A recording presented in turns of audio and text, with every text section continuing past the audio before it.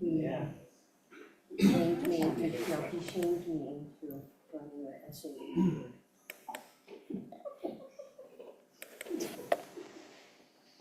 Now that I'm not surprised. I'm an easy hit, and he's very compelling, and He is on Zoom. He's here. I thought so.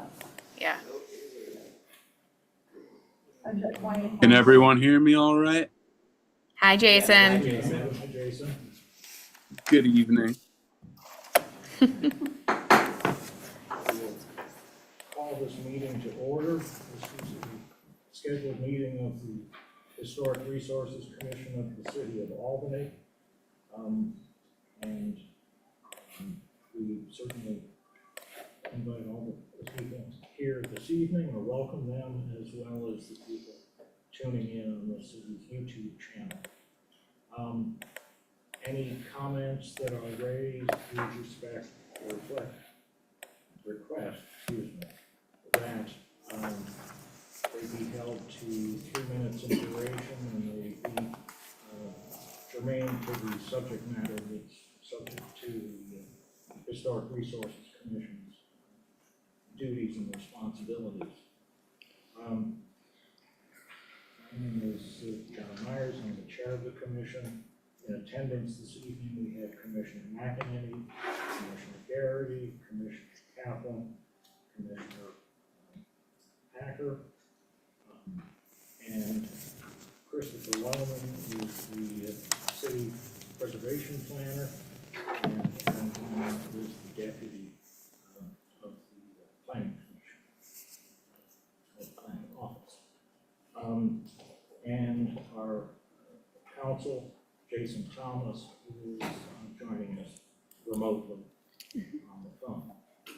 I declare we have a quorum, so we may proceed with our meeting. We have 4 items on the agenda this evening. One is a public workshop agenda item, and then the 3 remaining items of the public hearing agendas where decisions will be rendered by the commission on those items based on the certificate of appropriateness that's being requested. So with that, I would ask that we commence with the public workshop item, and that is 70, 108, 110, 112, 114 Grand Street in the Mansion Historic District, and it is a concept review of construction of new structures at those addresses. Is there someone from Springline Design to address this?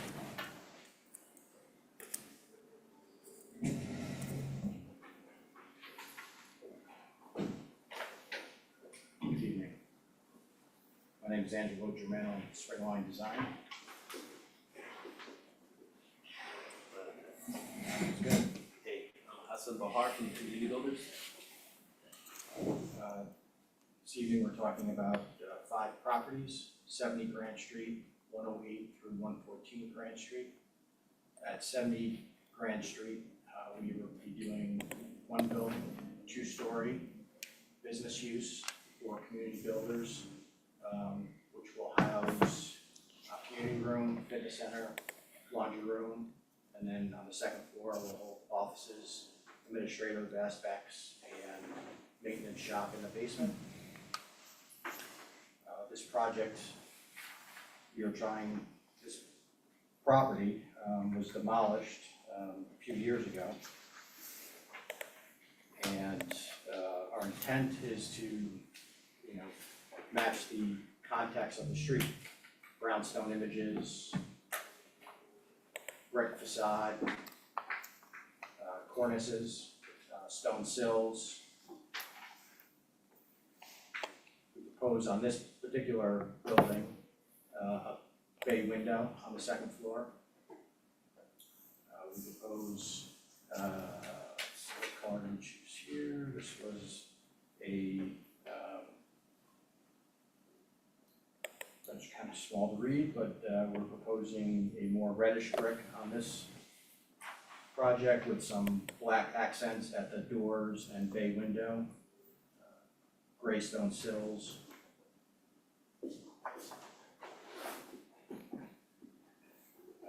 This also houses a police substation in the front. Which will have a separate entrance at the Grand Street entrance. There'll be a accessible route on the side of the building to get to the other facilities, the community spaces, along with a double main entrance door at the front.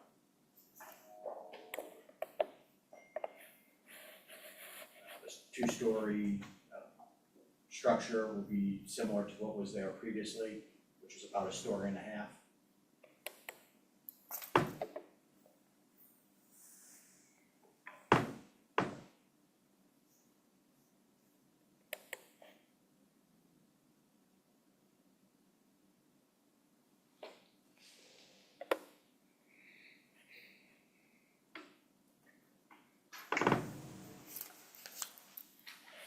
Then we can move on to 108 through 114. These are all similar in the sense that they are three-story brownstones to mirror those on the rest of the block. These four properties were destroyed in a fire 2 years ago, year and a half ago. TCB has acquired all the properties. So those are the existing buildings, and we plan to mimic those as best we can. Stone, limestone on the bottom. Wood, black framed windows, cornice details, stone sills. The four separate properties will have different color textures, gray, brown, reds, again, to match the rest of the street landscape. Properties 108, 110, and 112 will house two-bedroom units on each floor. 114 will have on the garden level an accessible route, or accessible unit, one bedroom. On the second floors will have two bedrooms. Again, this is 108, it has more of a grayscale on the brick. Limestone, grayish sills and cornice details, headers. Right now, we're sticking with the darker frames of the windows and the doors. And these will vary from 108 through 114, the different colors of the brick. Some have bay windows, some are more flat. Again, the landscape of Grand Street has many varieties. Some are super ornate, some are, flat and brick. So we tried to capture a variety of those in the four separate buildings. We didn't go back and do the same exact what was there before, but at the same time, we did try to reflect the nature of the street as a whole, from Madison Avenue all the way to Ash Road.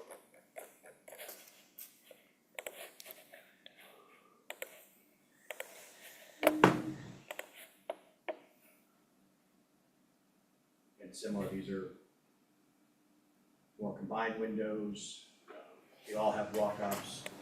The intent is to have concrete stairs, wrought iron rails, the traditional stoop of the brownstone, ornate cornices at the top.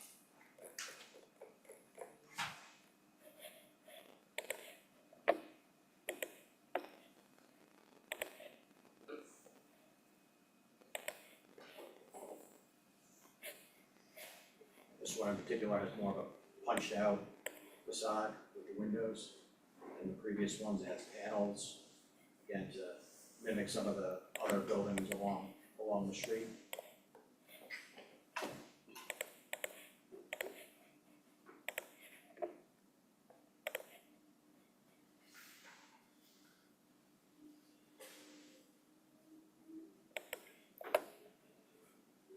We certainly appreciate the materiality of the buildings, the brick, the limestone, all of that treatment seems to be consistent with the quality of construction, quality of material that's being used. I'm assuming that the brick pattern is going to be a common running bond and not the Correct. Correct, you know, those are, stretchers and headers. Yeah. That seems to be the program that has yes, yeah, those, allowed you to fill that space. right, yes, Okay. yes. This Yeah, is the it's- south elevation we're looking at. This would be the south elevation of 114. Is that the corner? That's the corner of Ash Grove and Grant. So this will be the more prominent of the other ones. You both said limestone, but it's really cast stone. Yes, yes, Right. yes, yep, sorry. Yep, I started that, I started that rumor.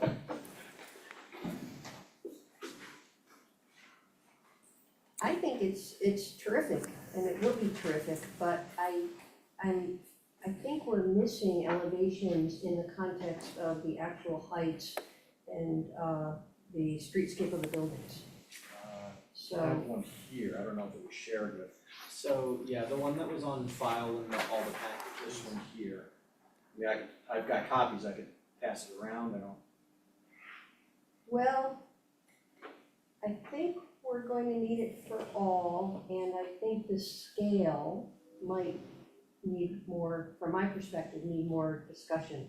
So totally appreciate the materials that you've identified and the patterns, and that's all great, but they're shortened, they're a lot shorter than what's there now. And so, Yeah. that's probably my primary concern from based on what I've seen so far, Understood, is the scale is off. they're one floor shorter than Right. the other buildings as well, Right. that's part of it. Right, and the floor to ceilings are, the floors are not the same, correct?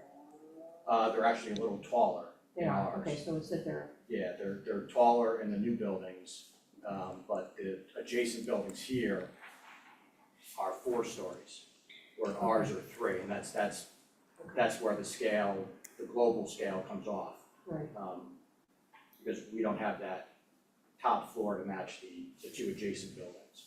Well, they're 3.5. Yeah, 3.5 because of the grade level, yeah. Yeah, so how many, really, when we see this, and we get to see buildings kind of on, the existing buildings on both sides, and then on the side elevations as well, how many, So, just to allow me to interject, Yes. in our site plan over here, the area, the cluster we're looking at is this green corner over here, but Okay.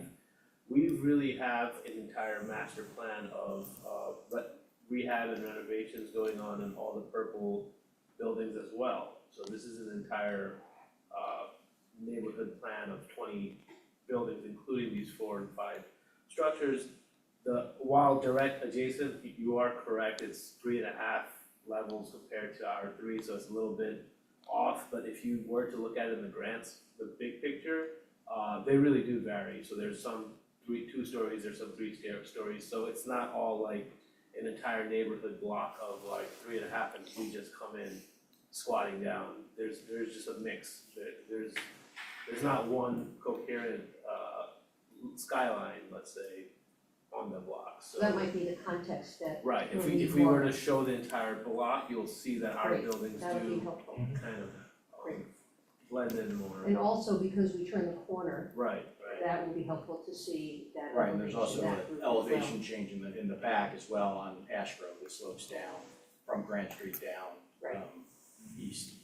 just in general, this entire block, there's so much grade changes happening from building to building, so each building almost stands alone in its own Okay, grade plane, base plane, and so once you start seeing each building, you'll notice not just our buildings, like other neighbors next to each other, yeah, See right it there, there's so, We're in session. so you'll see all that, yeah. So this is across the street, Right. from where the new buildings will be. So you can see there's two buildings that are probably as tall as ours.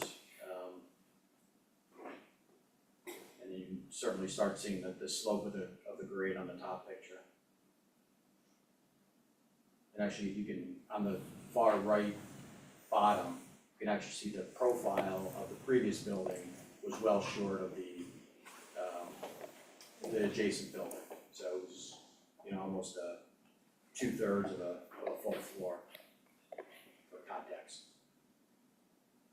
So the first slide that you showed, which had the church Next. entry, Next to St. Anthony's. yeah, This is 70 grand, Street. 70 Grand Street. And that's the Yeah. business one. And that's really a freestanding building. Freestanding, and Yeah. the previous building was shorter than this. It was a floor and a half. Yeah, here we go. right? Looking at the drawing, going back. Yep. This was harder, so you remember it well. Would it look a little more comfortable if it had even a small, if it was indoor, we'd call it a map board, just something rather than having the brick go directly to the sidewalk, which makes it look like there's a base somewhere, but it's sunk? Yes, You know yeah, what I that's, mean? constructability wise, that's probably what's gonna happen. Yeah, It's probably just drawn at Yeah. a schematic level. but I think Yeah, if you'd have if a band there. it has some kind of a band there, it You wouldn't definitely look have a like a band at the building that's foundation. sunk. Right, Yeah. yeah, you would definitely have a band at the foundation. Okay. It could be anywhere from 18 inches to 2 feet, depending on the foundation system. But I know you're also trying to keep it at ground level for handicap reasons. Right, but we'd have cutouts for the doors. Yeah, But yeah. yeah, so yeah. your band would be interrupted by the double door and the single door. Right. Now, the door that I saw a photograph of really looked like something that would be on a side alley, not on a main street. I wonder if we could look at that, like there's a lot of detail on the window on the right there, for example. Yep. And you would just smile looking at it, at the detail. And yet, the little door that's right there, it just looks like a fire door that's, have going the way into your garage from your kitchen. It's, It's a little more ornate than that, and I don't know if the image justifies well, it. it has a window, for Right, and this example, is in for the the- drawing, and this is something that looks Right. something interior and utilitarian. This wouldn't be interior, that I think the intent was that this would be a style with a window on top of it. We just don't have that image to show, other than we drafted, it's not something that, It would be nice to see something that's more compatible as that window is that we're seeing on the far right. With the far left hand, the bottom left hand corner, Yeah. that double door, that's really the style we're going Right. after, for the entry door. The double doors, and then we'd probably just do a single style correct. for police substation. I think that far right hand corner door is more just the contextual on the back end. There's a stairway that goes out as an exit door, just to give that, every single door is not gonna look like that. The exit doors are gonna look more like what you have on the right hand side, so, yeah, the intent wasn't to put that solid door on that side, for sure. So I'd like to see elevation drawings in context with floors. I mean, this isn't, I don't think this does justice to what you're trying to do for our purposes. It doesn't explain quite enough. And that would be for, each front facing elevation and the side elevations, where in the corner. I think it's less disturbing on number 70 because we're used to what was there for a couple of generations, which was 1 story tall, and it was way too short. So anything would be an improvement on what was there. I'm more concerned on the scale when you get to the 3 houses together, where suddenly they're drafted and they look like they're designed to be tall till you look to the one next to them. that's where I think I'd be more comfortable if I saw the elevations there. This one doesn't concern me as much, that's just a personal observation.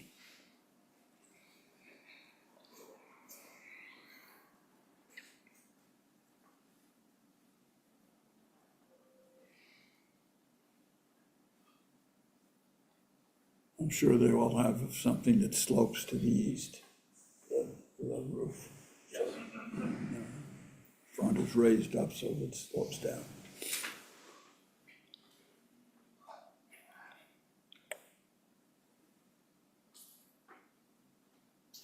I was recently in 17 Ash Grove to look at restoring these windows.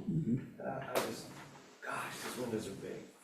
116 inches in the back and in the front, and it was 9 foot or so. Yeah, big, beautiful windows. Big building on the other side of the street too. Any particular property you wanna look at? Any, We should do Address? one at a time, I think. Okay. Everybody's happy with 70, we'll move to the next. 108.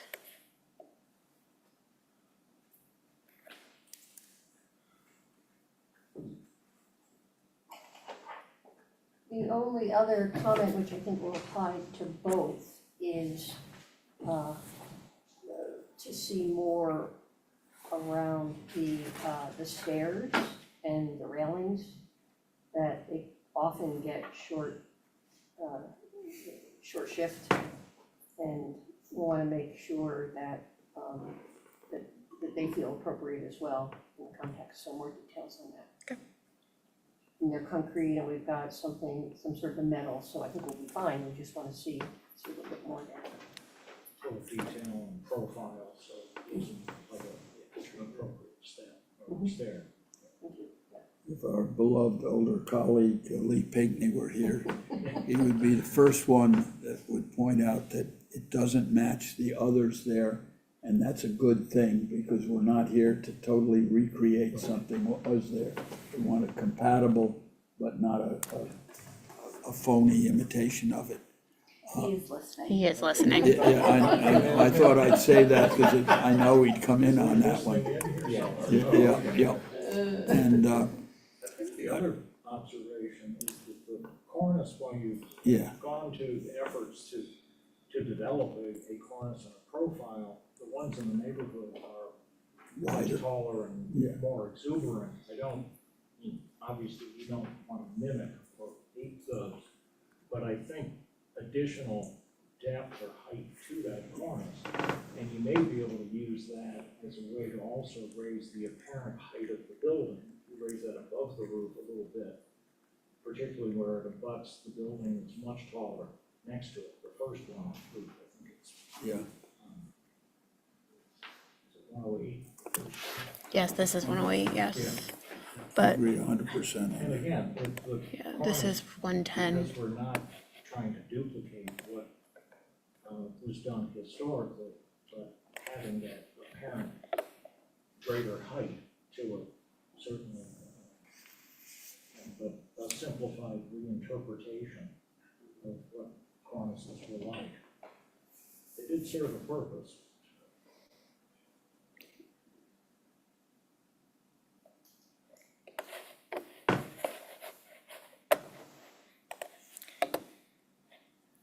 This is 110 grand.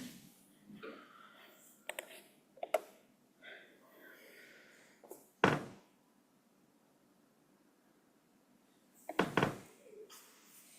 windows you're using are proposed to be a clad wood window? Yes.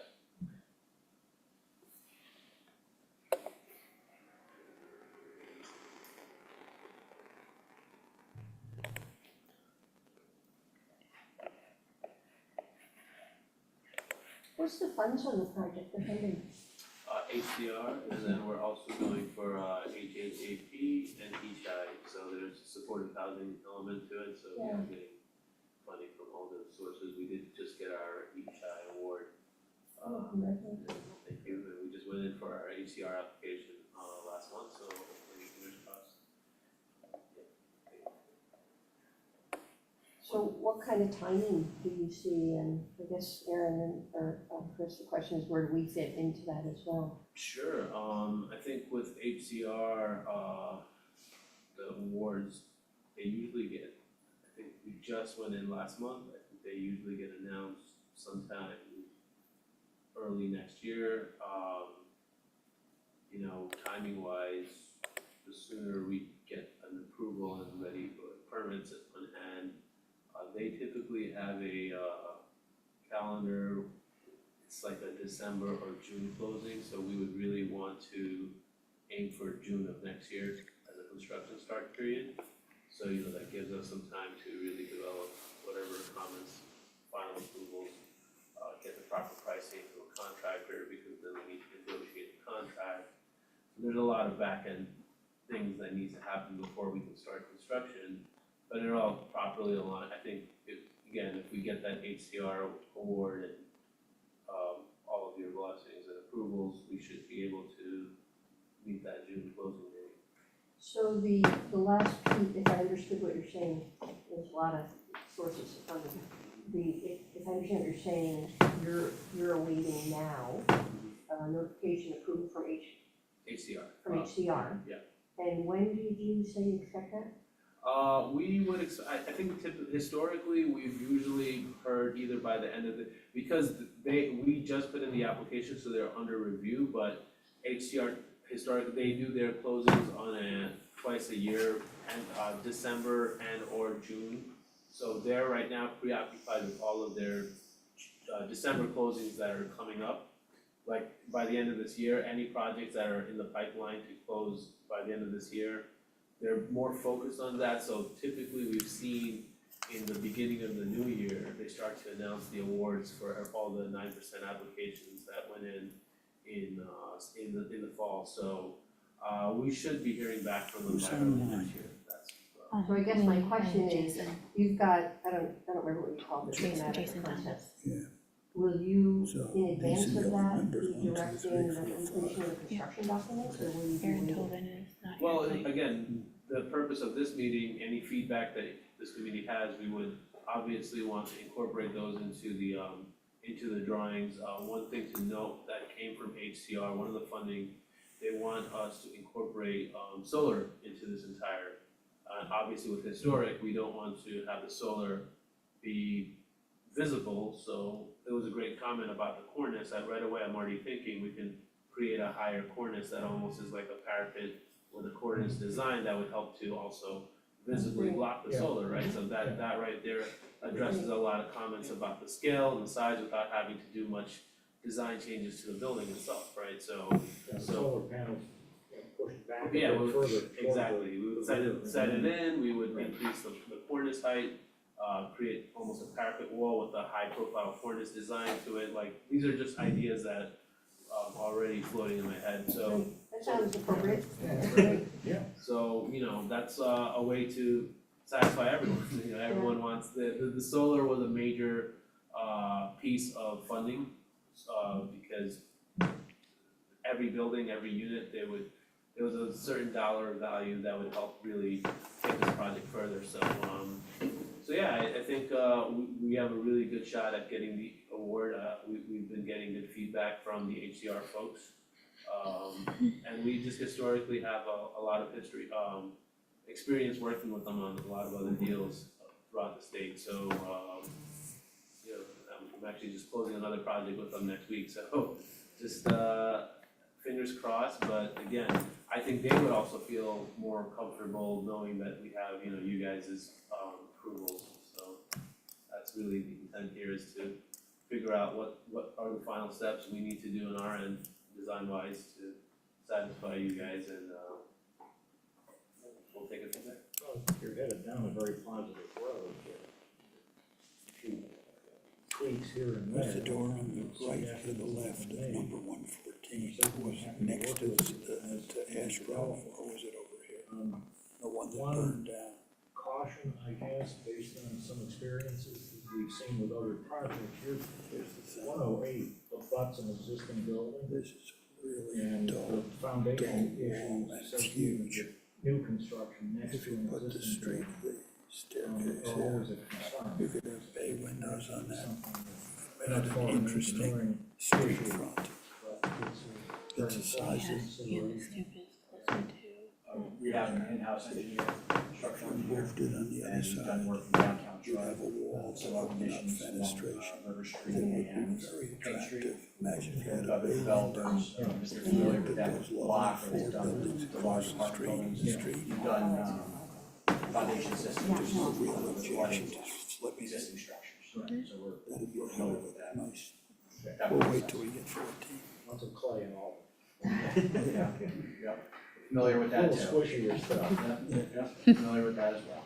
And archaeology, I did check, I know that there's been an archaeological, 1A done, for this project. And, I sent you guys the report, I think, I don't have it with me, but I know in the recommendations, it was pretty clear that the lots are very disturbed. So, they weren't recommending any further archaeological investigation, so I think that we can be satisfied with that. The demolition of the buildings created so much disturbance that the chance of finding any intact features would be unlikely. Thanks for bringing that up. Honestly, Jen, can you read? what Yeah, you said? actually, that'd be great, if you could Sure. read the You would just- recommendations. Yeah, the recommendations were just saying, it is likely that the entirety of the project site was disturbed during the initial construction of the row houses at 70, 108, 110, 112, and 114 Grand Street in the mid-19th century. It is unlikely therefore that any previous unrecorded Native American cultural resources would be found in the APE. Municipal sewer construction also in the mid-19th century reduces the likelihood of recovering intact privies and cisterns in the yard areas, along with the ground disturbances related to the destruction and removal of the row houses as evidenced in the vacant lot observed during EDR's architectural reconnaissance. There's a low probability of undisturbed archaeological resources associated with these residences within the project site. Thank you. You know, the proposed buildings are deeper than the ones that were likely Yeah. there before. The backyard of one of them was originally about 150 years ago. They used to carve tombstones in the backyard. The business maker, so peel out a broken marble back there someplace. But it was as you pointed out, it was a shorter building, so it had more of a real backyard, which was used for the utility, if I remember the map correctly. Yeah, the site plan indicates that the buildings abutting 108 is certainly nowhere near as deep as 108 is gone. Yeah. So there probably were privies back there in the backyards, but Sure. it's all been disturbed with the demolition of those buildings and regrading of the site. Yeah. Right, but maybe when we're actually voting on it, we can put in our stipulation that if something is found, we have kind of a general statement that we usually put in. This is just a Workshop, workshop item, so right, so I'll make sure I remember when it comes back we'll go. for vote. Go on.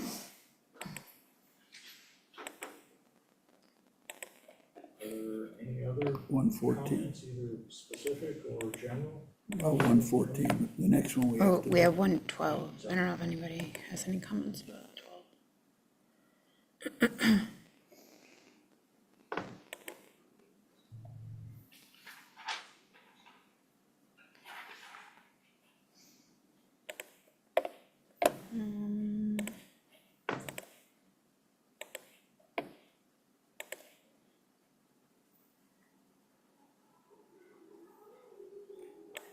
Then this is the Ash Grove elevation, the south elevation.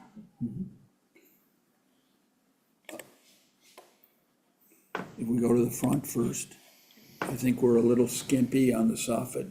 And if we can, either raise it up or widen it a little bit. I mean, at this point, it's probably exactly the same as the lintels on the windows. We can do better than that. But I think there's a real opportunity doing something different from what was there originally. And if you switch to the sidewall, across the street from the sidewall are four beautiful, very well-designed, in good shape, Ash Grove Place residences. They're quite elegant looking. And you won't be able to look at it except in a little bit with the windows that are there. If we go back to the drawing, if we moved everything and flipped it, if we're not obligated to put the front door on the right-hand corner of the building, but put it on the left-hand front of the building when you're looking at it, this then would have not the hall, but the rooms that are being used would have an opportunity to have, imagine a bay window in the middle that would look out. That could be a parlor, it could be a dining room, it could be, That would be possible. you know, that could be a really exciting place to live in with a great view of four Victorian buildings that have a real history. And it's going to be a part of them. It'll be different, but it would be, I think, more compatible, and it could be something that would be a very gracious piece of property people would want to live in. It would also blend as you went down. There's a big mansion on the bottom there that's quite elegant, that it would be more compatible with that side of the street, as well as just the opposite side of the street on Ash Grove. You'd have to flip it, though.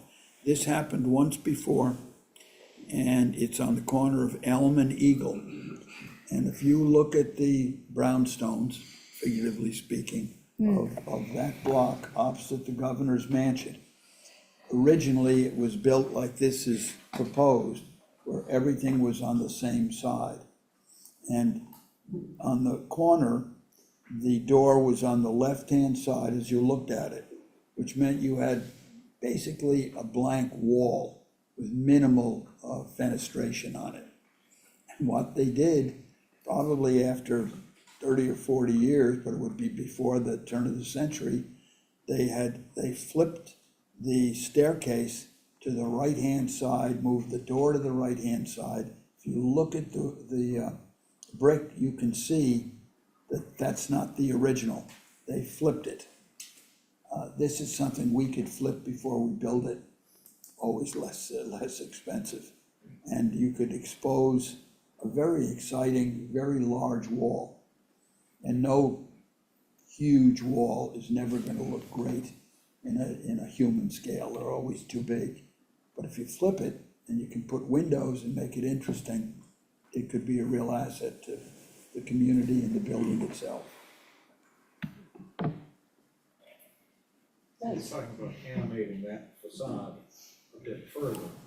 Well, my guess, somewhere with a crowd like this, I think I could see someplace having a bay window or even one above the other would be fabulous. You could look up and down the street across at those lovely buildings, and it would make the building look good, plus the uses of them, of the outside wall lends to fenestration.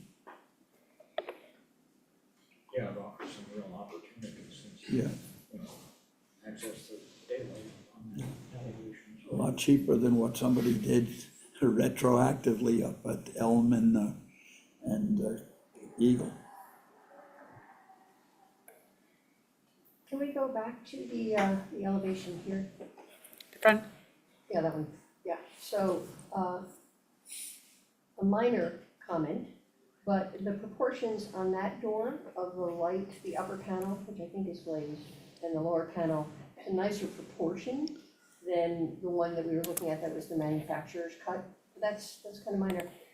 But, today as I was driving around, I was thinking, if we had a really, could you solve this problem, please? If we had really nice garbage enclosures throughout the city,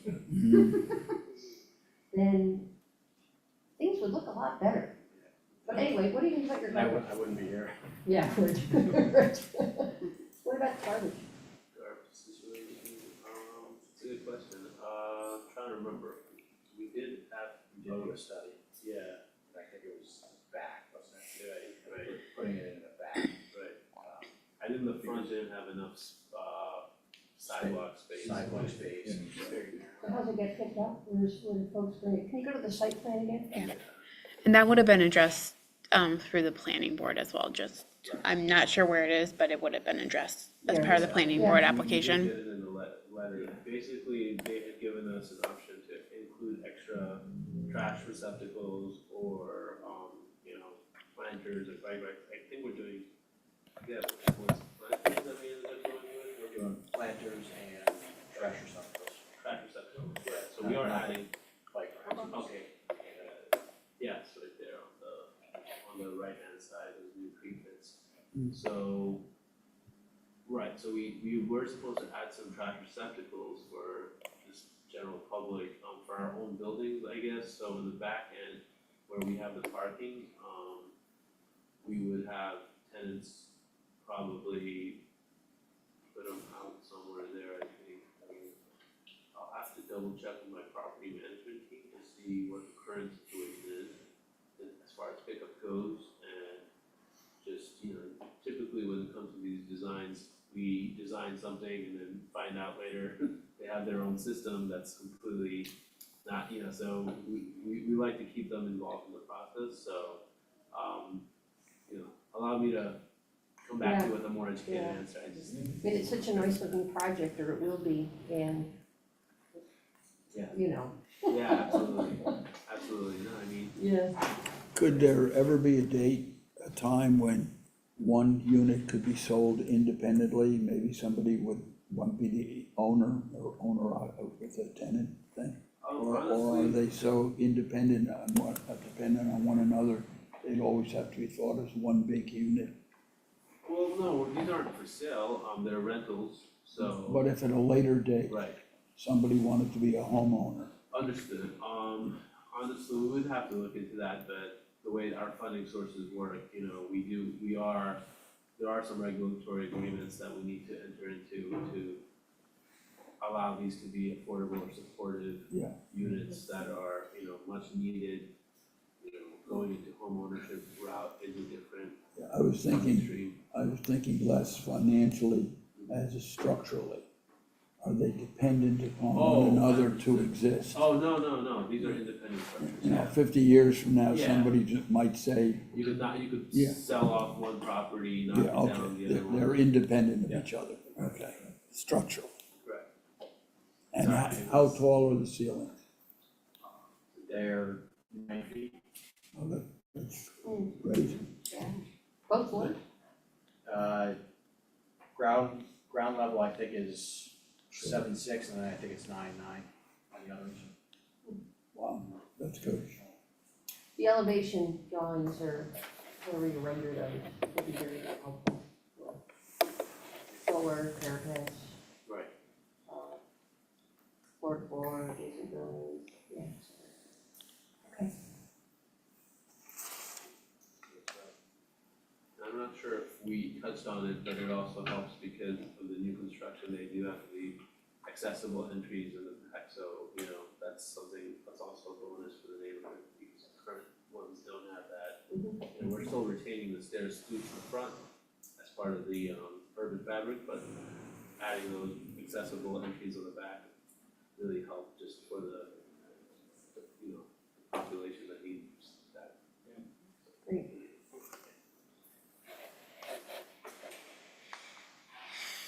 Thank you all for your time. If there's any other questions, Thank you.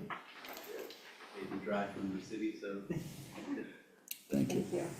Good luck. later out, thanks so much. And you guys will get, like, either tomorrow or Tuesday, I'll have all of this kind of written up in a big write-up for you guys, so you know Right. exactly what you guys. Perfect. Thanks, Chris. Yeah, Thank you.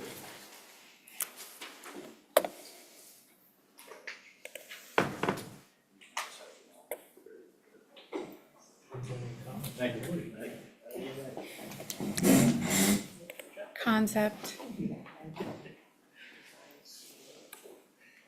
Okay, now we revert to a public hearing. The first item on the agenda for the public hearing is 521 Warren Street. And that is a return visit, and this is the carriage house behind 133 Oh. South Hampton. There you go. Good, how are you? Getting left me on my own today. See how I do. Permissible?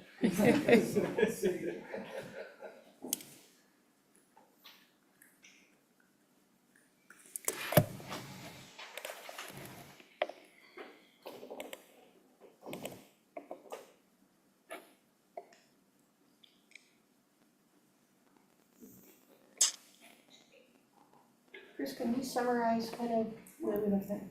Yeah, so we had deferred the application from last time. The primary reasons for the deferral were for the reconfiguration of the entry of the carriage house. You guys were looking to have it, kind of return to an exterior appearance of a carriage house door, but obviously still being utilitarian of like the current proposed use.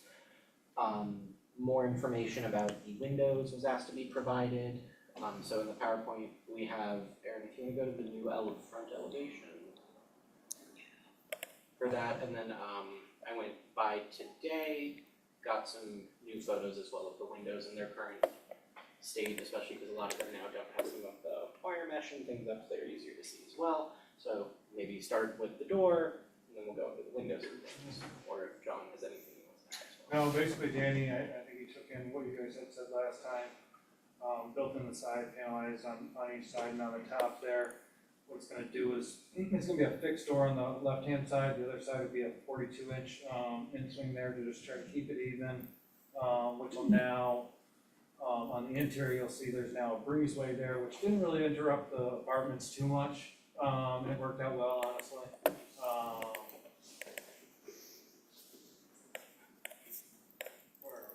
Wait, where? Is that the second floor? Sorry, John. I don't think that's the updated floor plan. The updated one I know is in the packet. But it was, I'm pretty sure we submitted the whole entire new set. Yeah, it's in the Should have packet. it in there. Say one. That is probably bad, but it is in the packet. It definitely gives a much better appearance than cutting doors into a garage door, huh?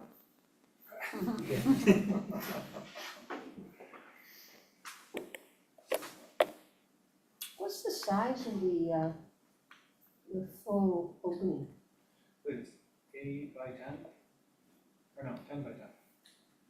Because we're having two 42-inch doors, which puts us at 9 foot, and then I think it's 1 foot panels on each side, or 6 inch, so I'm thinking it's 10 foot wide. Got to look at the plans myself.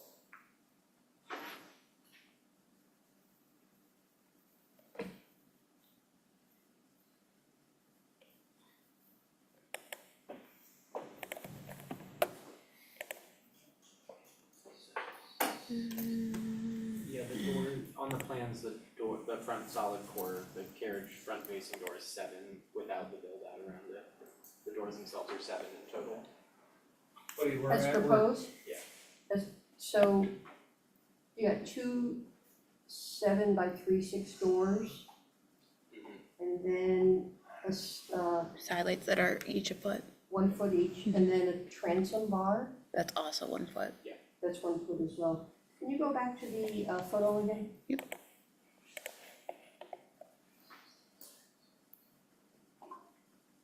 so you're basically keeping that existing header there, building in your sides and adding those doors to it.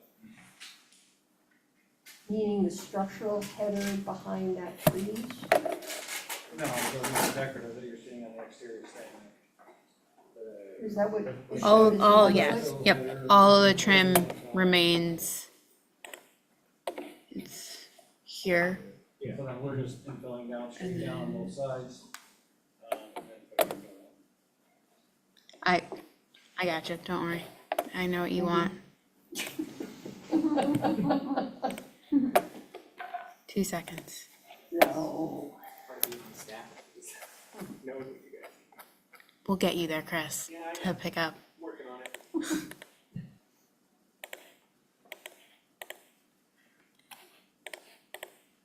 Are you still proposing the 5X for the windows, or Yes, you're still proposing? yeah.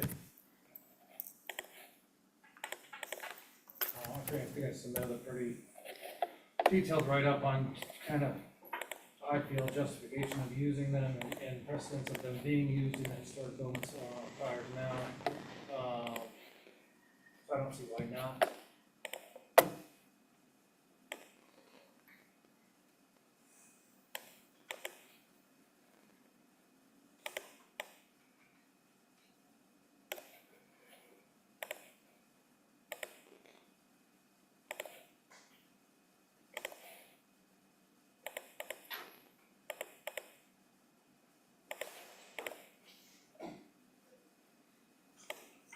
Chris, you were there today, what were the conditions of the window?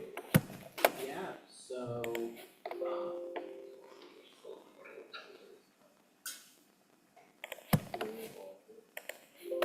so, yeah, I don't wanna use the words poor, I guess.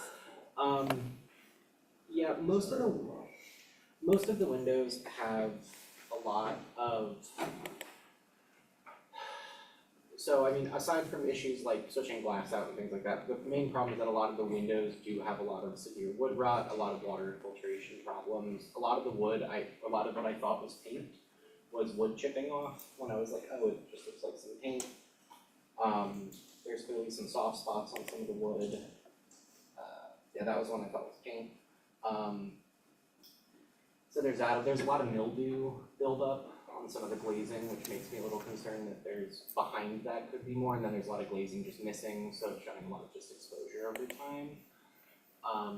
My general view of looking at the windows on the facades are that I think even if we were to do a lot of repair and then we had the applicant do a lot of repair, I think the loss of historic material is still gonna result pretty much in full reconstructions and full replacements of existing wood, so. Well, those are very good pictures. You can really see now. We got a drawing, I wasn't sure why it was included, that cutaway of historic window.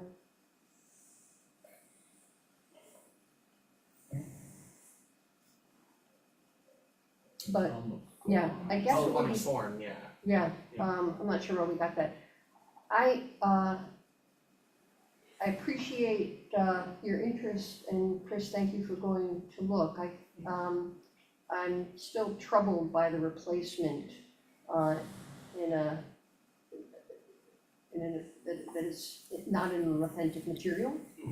But I think what would be even more important is that we get some good details of the entire opening, and we have sections so that we understand where the trim is, and the existing trim for the windows, the existing frame, so that we can really understand what, perhaps regardless of material, how the new window truly matches the, what's existing.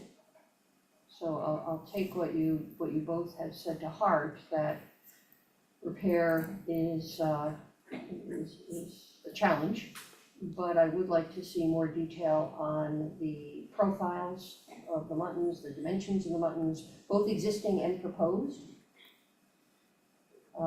The lights, the sill details, how will that change with what's proposed? So some of that detailed information, Dan knows how to do that.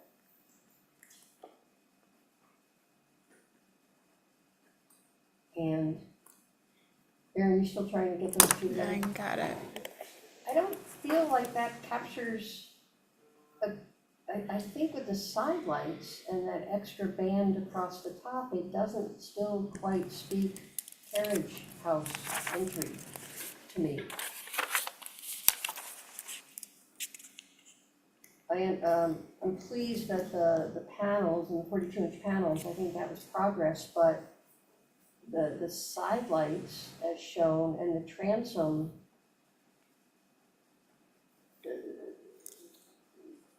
they're not a typical carriage. The original They're not actually actual side amendments, ridden on a track, pushed open left and right, how do you? Sometimes, right? Yeah, Sometimes that sometimes way. Like mid-century. Probably a biparting. Yeah, yeah. I think we'd asked to go 1950 look, branch ask for house. to look at some other carriage houses, right? Did you get to do that, or did David get to do that? You didn't? No, he just based it off your opinions last time and tried to build that to what you had suggested. I don't think he succeeded, and I think we asked for him to look at some other carriage houses, so. Would it Is be that correct? easier if you had something in mind that you would like? Cause at this point, we would build however you'd like it to look. Mhm. So if you have something specific in mind and you wanna just give that to us, I'll build it how you want. I think that's why we asked him to look at some carriage houses and to bring them to us. That's really the way, we're not supposed to design for you, but to try to be clear as to what would be helpful. And so we asked about looking at some other carriage house doors. I believe that's why he came up with this. Great, but it'd be nice to see what it was based on. We don't have that, we didn't get that in, and the images, the photographs, that would be helpful.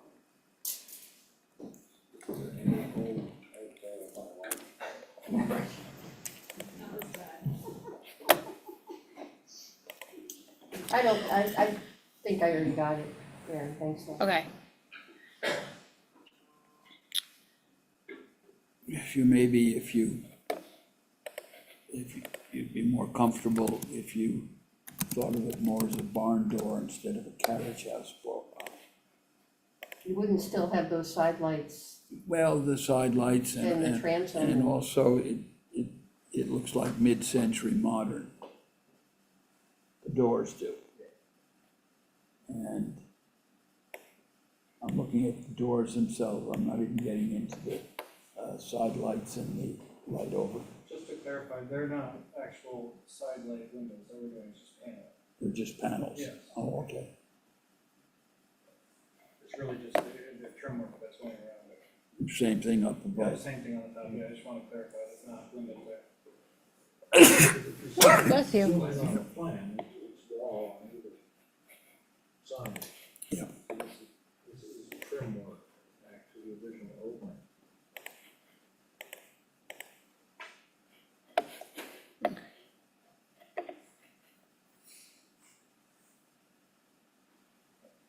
And one door is stationary and the other one opens, right? Yes, yes. Bless you.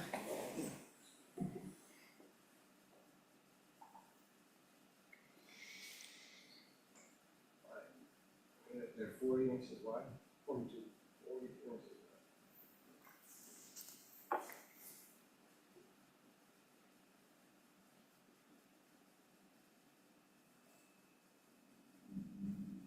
It looks to me, from looking at the sheet A1, that the good news is, because that's all one large vestibule, that any changes that might be made, there's a lot of flexibility because you've got a full, the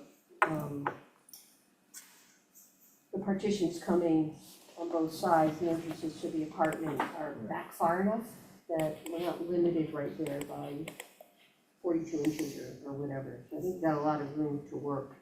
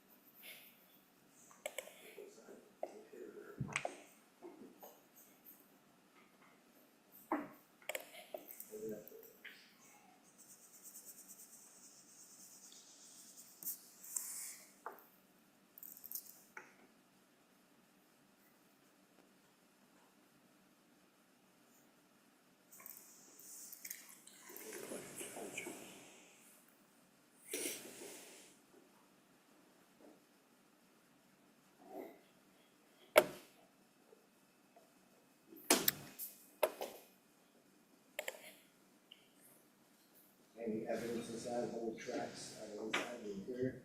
No, it's actually just that garage door, that was obviously a replacement.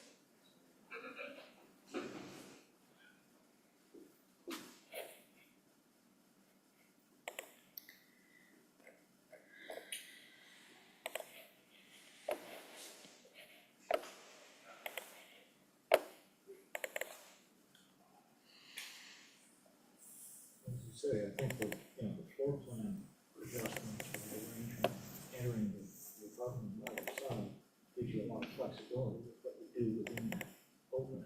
Mhm.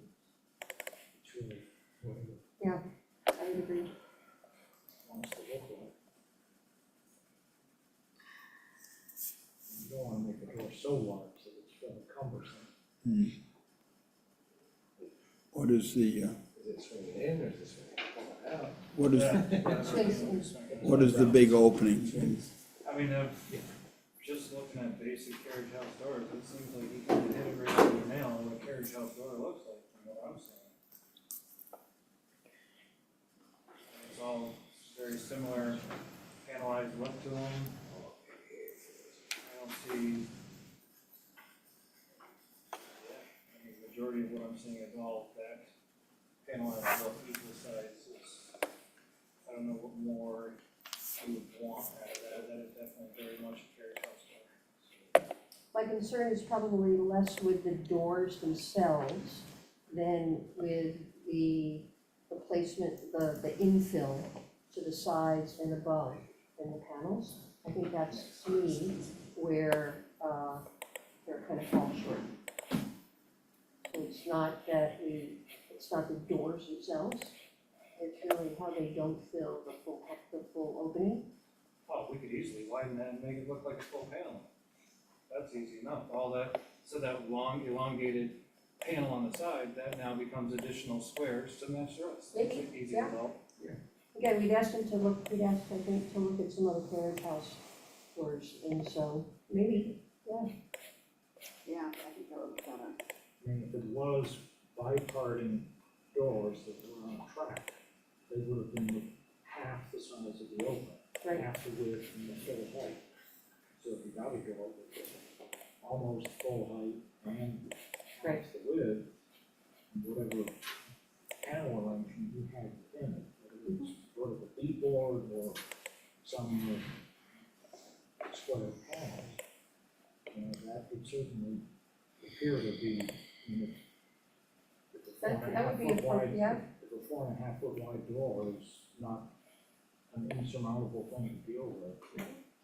Well, even then, even if we panelize it to all look the same there, we could easily, put that door within that space so that it's more of a more easily functional door.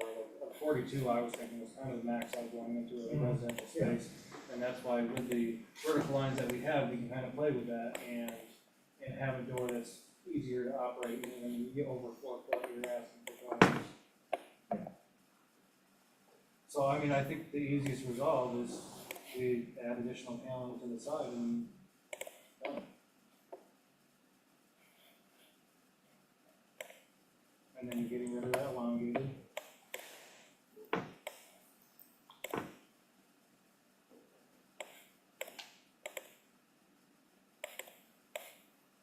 I mean, my goal is to come to a resolve today, so I can move forward with this project before this, winter sets in. And something as simple as this door, I mean, like I said, I'm not trying to be any type of way, but I'll build it however you want, honestly, at this point. And if it's just a matter of adding a few more squares to that picture, great, I'll do that. And, I mean, I know you'll wanna see that picture, but I'd like to get some kind of approved by contingency of seeing that or something, so that we can move this project forward. well, I'm not comfortable with the windows, I don't think we have enough information on the windows. I think that what we got from, Chris, from your report is that, it's reasonable to consider that these are beyond repair. So that's a step forward, but I don't think we have enough information as to how those new windows, how close they can come, including the trim, including the daylight opening, including the meeting rail buttons and dimensions in the sill, how close they can come to what's there. So that's a comparison of Well, I existing sent to in, proposed. And then the door, I think we'd asked for to come back with some photos, and that didn't happen. And all we're seeing is, perhaps an interpretation of that, and just personally, I'm not yet comfortable with that. well, for the windows, I did send in a full brochure of the, fabrics that gives all of the sizes on there, the the windows that we're putting in are gonna be the exact same size that are there, it's gonna be the same lights. I mean, It's if a you're little more talking about nuanced. the It's a little buttons bit being more within an nuanced. inch or 3/4, I mean, yeah, I mean, the chance of us getting the exact same size from any new manufacturer is gonna be probably slim. But they're gonna be very much as alike as they can be with a newer window. Like I said, we're not changing the sizes, we're not changing any of the exterior headers on them. It's gonna be the exact same fit window, same exterior sills. Nothing's changing on the exterior except for the window itself that's gonna slide into that same slot. Same light divides. Very much the same. So these would be custom windows that would be made To the exact those size. exact sizes. Yeah, I already got a full quote on those to be the exact size and Dull having an entrance. of what is like that. existing there. No light at all going in. Very nice, blackboard.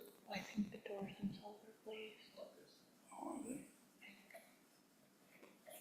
Are the doors glazed?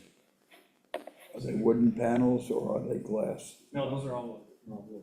Yeah, that's all wood panelized door that we're just gonna custom build in that wood. So you're creating a vestibule that has no natural light in it. Correct.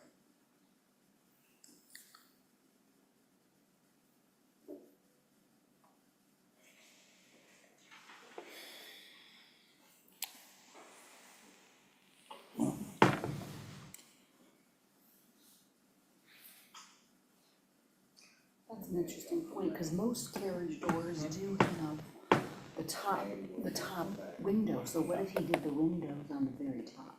It's kind of interesting to do that. Thing is, you have to match colonial revival. Yeah, right, I know, I just put in examples of historic carriage doors. Yeah. It's also not uncommon that, there would be kind of a square-ish, Yeah. glazed panel. I don't know, just, That's a garage, yeah.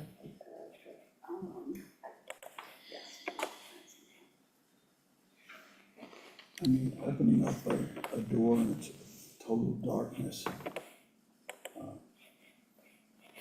The thing is, you're trying to do a colonial revival at the same time. So,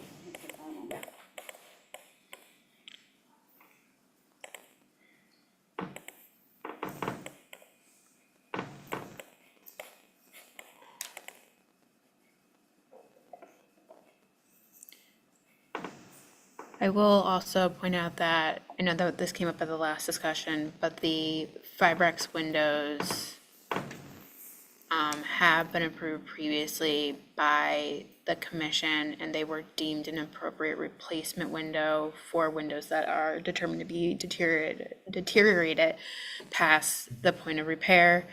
You know, when situations come in where people have to replacing non-original or non-historic windows with new windows such as the Fibrex, where they do have a configuration, we are, you know, verifying that those muttons and, you know, the profiles and things like that are as close as possible. Wait, say that, That the muttons and, that we you know, have done when we've approved any material. well, usually, like, I'm saying at like a staff level, but yes, also at your level as well. But these windows have been deemed by the HRC to be appropriate replacement windows in the past. As a material, Correct. as a material. That Correct. doesn't mean that a Fibrex window, and it's without talking about how it fits within the opening, what the existing profiles are and setbacks, et cetera. That's the information that we don't have. Correct. I mean, the, Normally how we stipulate. you put a condition, correct. An approval is that the new window has to be custom made, fully fill the opening, the exact size, and with the setback matches the existing window. Yeah. And that the profiles match as closely as possible to the original that's being Right. replaced. And the sill detail, and what happens if the sill can or not can. Correct. And that's usually a condition that it then comes to staff. And we usually are the ones that are verifying that information.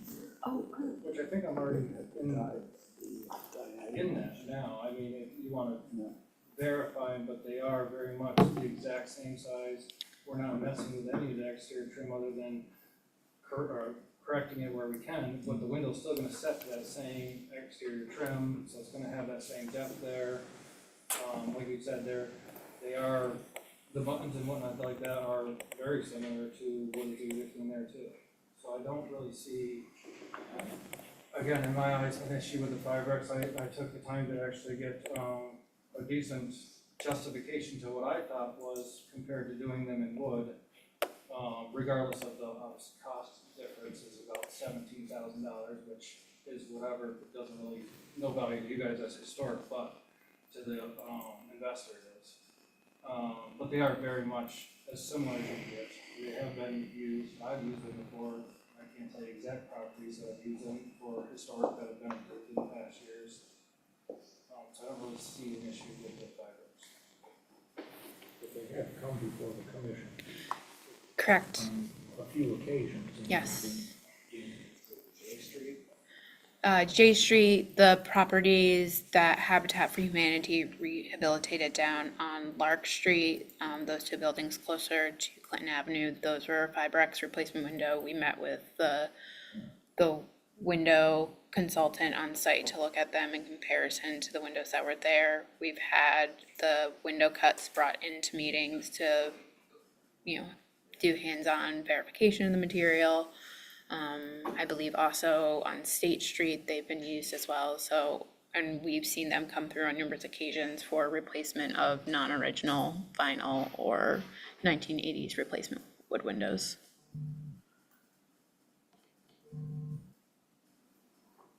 So basically, you're saying there'd be a stipulation within the approval stating that you guys need to still further look at them once they're there? Is that what you're saying? We would be verifying the information, yeah, if a condition was placed on it. Yeah, believe the existing openings, so that's why we were taking measurements for those. Well, typically, we would get an elevation that gives us dimensions. We'd get a section cut. We'd look at the muttons and the dimensions of the muttons, and we would have those provided to us. We would see those as the existing conditions, and then have the information of the new window, whatever material, to compare that for our purposes is close enough. So I think it's problematic without asking for that information, because there's so many ways for those not to match.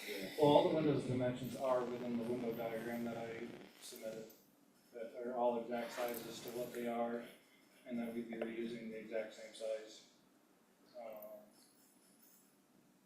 Just to verify sizes anyways. There will be no changes in the existing openings, they will be the exact same size. That's the rough opening. This is, I think, a little more nuanced than that. It's really talking about the dimensions of the components of the window. It's not just the rough opening, and, the reason we pay attention to that is sometimes you get a new window and it kind of gets blocked in a little bit, and it's got a frame, and then it's and it doesn't look right, at all. So I just think it's the information that we need to make a decision regardless of material.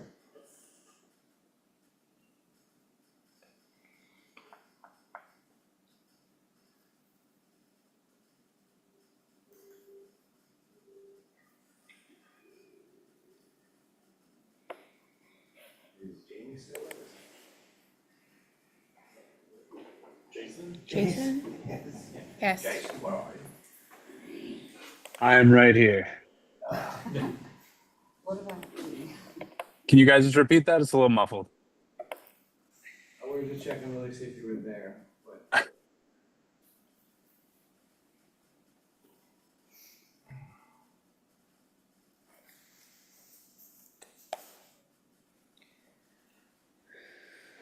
What kind of action do we need to, what are the options here, So this evening is still as a public hearing. The application was deferred from the September meeting. So your options tonight are to approve or approve with conditions. Request additional information or deny the application. If you are going to deny the application, you do need to cite the criteria from the historic resource overlay standards that you're citing as this application doesn't meet. I would just remind you that, criterion 3 under the rehabilitation guidelines does state all building structures and sites shall be recognized as a product of their own time. Alterations that have no historic basis that seek to create an earlier or later appearance shall be discouraged. So selecting design work from alternate buildings, found without either outside the district or in other structures is discouraged. We should be looking at this property individually and basing a design on this property. Also, criterion 4, changes that may have taken place in the course of time are evidence of the history and development of a building, structure, or site and its environment. These changes may have acquired significance in their own right, and this significance shall be recognized and respected. So, just as a I would also reminder. just add as a note, adding on to what Erin just said, if the board has typically approved these things in the past, it tends to be best for the board to adhere to past practices. It's just a matter of precedent. So if there haven't been issues with it in the past, I don't know that it can necessarily be invoked right now. So that would be something to consider. And then on top of that, if the board really does need further information or research, deferral is always an option over a denial, because denial would prejudice the application. Correct. Thank you, Jason. Jason, You I got don't think the question in my mind, anyway, this is Marilyn, is the material. Again, I think that Chris took us a step forward and said, in his opinion, it's not reasonable to require repair of the windows. And so that gets us into the discussion of alternate or the range of materials that might be available, from wood to clad wood to Fibrex to whatever else. So I don't think it's a question of whether the Fibrex as a material is appropriate or not. I think we're just looking for, and typically look for detailed information as to how the existing dimensions and of the components and the placement of the window in the opening, that we would typically, to make that comparison, get existing condition drawings, which the architect knows how to do, so that we can compare that to the proposed dimensions that do show up for by the manufacturer. That's really all I'm asking about. And that information isn't in the. No, okay. So would that essentially just be a request for further information, or you just want a condition on the approval? Well, I'm not comfortable with it, so my preference would be that it's additional information. Then that would certainly leave open the option for a deferral. Ultimately, that would be for the board to discuss, though, further. But just in terms of general practice for boards, you would want to stick to past practices. And in the past, as John has brought up, usually what happens or what has been put forward by the commission is an approval with a condition. That information is then provided to planning staff when either the building permit is pulled or when the corrected or revised documents are provided. And we will verify that information based off of the documents they provide from their manufacturer or order cut sheet, based on then what the material from in-field verification and information. We then verify that. And that's been a condition placed, that's since I've started work, representing the commission, has been a condition that's been placed on numerous applications over the years. Usually provide, if I was to get approval with condition tonight, which I would highly appreciate, I could easily get these dimensions and everything else over to you guys relatively quickly. I think it's just a matter of getting those dimensions, making sure they're matching the best. I don't think it's really a matter of, like I said, the existing windows are obviously not gonna be used, so it's new windows, so it's really how well do they match? Let's get them to match the best we can. We'll absolutely do that. Same thing with the front door. Add a little more paneling, if we wanna put a light above that, and that's what you guys want, we'll put transom light above that, no problem. So again, with a condition of you guys' further approval. You know what I mean?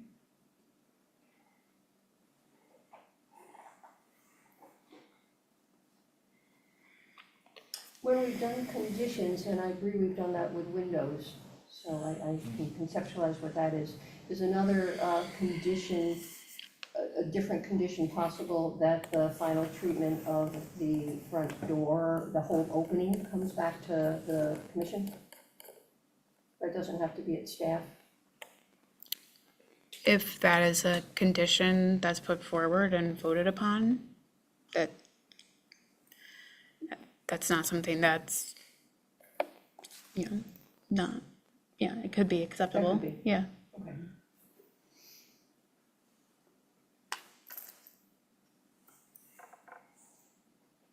Well, I'll put a motion on the floor then, and you might have to read it back because it'll ramble a little bit.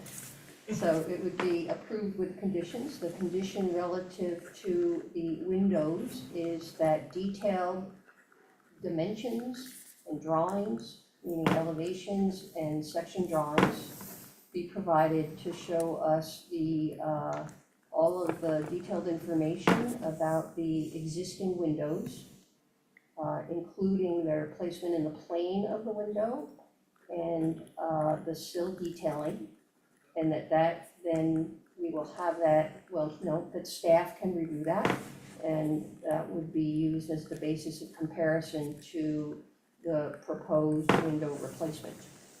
But it's not, they are measured drawings of elevations and a section cut showing all of those items.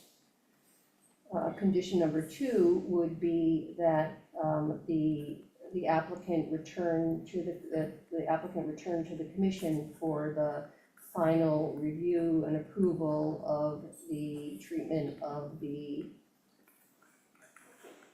front entranceway within the full existing opening.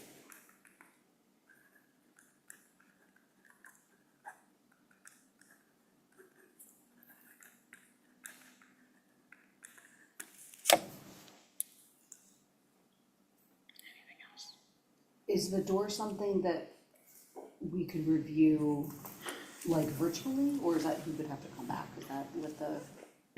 Either come back, or what we've done on a number of occasions, what's been done previously is that they revise the drawings to meet the stipulations of the condition, and then those are provided to planning staff, in which I would circulate those Email. designs, so we could Right, we okay. could circulate it. Yeah. And if there's any comments, or if it's, we could go from there. Yeah. I don't think the email urgency, well, is- I think we should speak about it en masse, and if there's the urgency is not around the door, Yeah. probably. The urgency is around an approval, as we heard, and also the lead time that will be for the windows. So I think that's a path to let the project proceed, and it will give us another opportunity to conclude our discussions about the existing main opening. Yeah, I feel like you're more comfortable with it actually going back to here. I don't see that really being, I see the virtual thing might be easier, because we could kind of go back and forth a couple times. And maybe we do that and then still come back before the board, just because it seems like there might be a couple more revisions before it's where you want it. You just, we should probably, Same motion is on. we Sorry. should probably. Yeah, just- Yeah. Can I just, sorry, so we have for the windows, applicant provide detailed dimensioned drawings of the elevations and sections to be provided to the Staff. to staff. And it would be in plane, window sill detailing, staff review for compliance, comparison to replacement windows. So the existing, that would be the dimensions of the existing, correct? Correct. Um, And you'll have in the cut sheets of the manufacturer, you should be able to. Yep. Yeah. And those should be measured drawings. Yes. Of elevation and cut in a section cut. sections. Yep. And then we have, for the second condition, the applicant will return to the HRC for final review an approval for the front entrance design with full infill of the existing opening. Is what I had written Well, I down. was just trying to clarify that it's not, I was trying to get to the treatment of everything that occurs within the overall Correct, opening. yep, So it's not just the doors, it's not just the side light, Yep. it's the treatment within the overall. oh, I'm sorry, that's my writing, within full existing opening. That's what I, yeah, Yes. okay. Sorry, that was my, Yeah. I was trying to, my scribble while I tried to catch everything. Okay, so we have a second, Motion's been made, clarified, and thank you. is there a second? Okay. Yes. All those in favor of the motion? We do have, one, I'm sorry, Lee Pinkney is signed up to comment. Okay, good.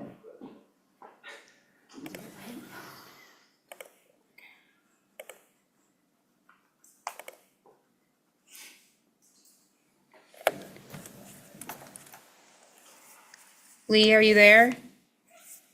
You hear me? Yes. Yeah. Yes, we can. Oh, good. Hello, folks. How are you? Good. Good.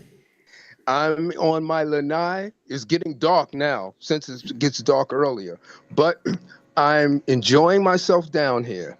But anyway, let's talk about this project. I think it's a good project. I would suggest I don't have any problem with the windows as long as the Fibrex matches the existing windows to the T as close as possible. And my other suggestion about the entry is delete all of the glass, you know, the transom, the side lights. That's so uncharacteristic of carriage houses. I think a more appropriate design would be vertical slats, doors with vertical slats, 4 or 5 inches apart in wood. That's my suggestion, and I concur with the motion. Okay, Thank you. thank you. Leave it that way. Yes. Thank you for that advice. Sorry, Lee. Any other comments? All right, we have a motion, it's been made and seconded. All those in favor of the motion? Aye. Opposed? Okay, motion is carried. So can I have a quick question first? Because that was a little contradicting as to what you said, and I know it's more of a opinion than overall, whatever. Because I don't think you heard the part that currently is not glass, but then we made the comment of not having natural light in there. So I just wanna make sure I'm putting Danny in the right direction. I was only observing it. No, I get it, but it was a good observation, because there really is no natural light going in there, but again, it does take away from the carriage look. So are you all in general opposed to a transom light there or some sort of light there, or do we wanna incorporate that to bring natural light into it? In my mind, I was thinking about almost like storefront glass, and it comes down, and you got one side that opens, and then the other side is just glass, and maybe someone could mock the idea of a sliding door. Those are just some thoughts that are going through my mind. We just threw it Well, one more natural light. No, I know, yeah. Well, I think even a transom across the top might not take away from that. I actually do like the slatted look more than the square look. I thought was one of the options that we were going to see. But I just wanna make sure when we come back around, I'm moving in the right direction, and that's why I suggest maybe passing it back and forth a couple times until we get on the same page, virtually or however that may be. We have approval to go ahead, No, I get that. so we have a lot of other things to do tonight. Yes. So I'd like to suggest that we have a motion that's passed. You'll come back with some alternate design options. Nothing is holding you up right now. No, I know, I And just wanna so- move in the right direction. You know, you're free to introduce glass in the door if you want, with the design of the door, so that you could provide some light in that vestibule Yeah. area. Cause I think that's characteristic of a historic Yeah, you see a square. carriage house door. Yeah, So I'll just have Danny come back with like 5 different options, and hopefully one of them works. I'll put it to work. Thank you. I appreciate it. John. And same thing with the prior group, yeah, you, either tomorrow, Tuesday, you'll get everything from me, okay? All right, yeah, all right, thank you guys. All right. Good night. Thank you. Next item is 141 Madison Avenue in the Mansion Historic District. And this is a certificate of appropriateness to replace unpermitted removal of a storefront with the installation of a new storefront. Yeah, it's a three-bay commercial storefront. So this one might be good to have a bit of the background, because you guys have seen this a few times. So the applicant removed a storefront window and installed vinyl siding in the opening. Department of Building and Regulatory Compliance issued a stop work order back in 2020. The applicant applied for a permit in 2023 to retain the vinyl siding. In 2023 November, the permit was denied by the planning department. The applicant requested to go for the HRC for a retroactive COA. The applicant was placed on the January 2024 agenda but never appeared before the Historic Resources Commission, and then the applicant never performed the legally required property posting and mailed noticing at the time. Then the applicant appeared before the Historic Resources Commission most recently in November of 2024, where the proposal for cementitious siding in place of vinyl was denied. The new proposal is based on the discussion and the recommendations put forth by the Historic Resources Commission during that meeting. So what the motion was so after the discussion to replace the unpermitted removal of a storefront window and the unpermitted vinyl siding with installation of cementitious cladding, the commission voted to deny the proposal. The recommendations were that the commission requests that the applicant resubmit drawings and documentation which conform to all applicable provisions within the USDO, and that the commission requests that the applicant work with planning staff to produce a solution which is more sympathetic to the historic streetscape and historic commercial storefront that was there prior. Okay. Read that last sentence, that the applicant work with staff. Yeah, so Okay, and so you've been working with staff. yeah, we've been Okay. going back and forth and working to produce something that kind of meets the needs of what you guys had set forth through non-motion, but recommendations and comments made during the hearing to produce what they produced.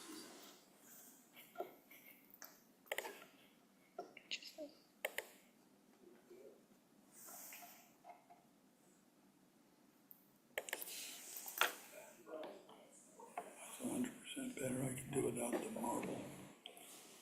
So this is as proposed now. Yes. Can we zoom in to see the whole first one? Thank you. And the marble at the base is there, Chris? That's their current. Okay.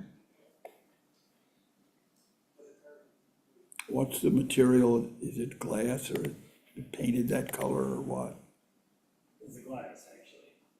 Framed aluminum clad by Marvin are the windows.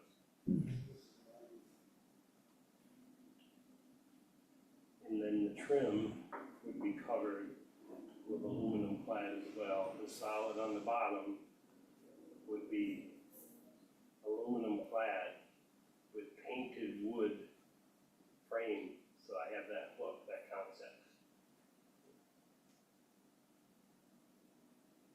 Design is perfect. I don't know about the materials.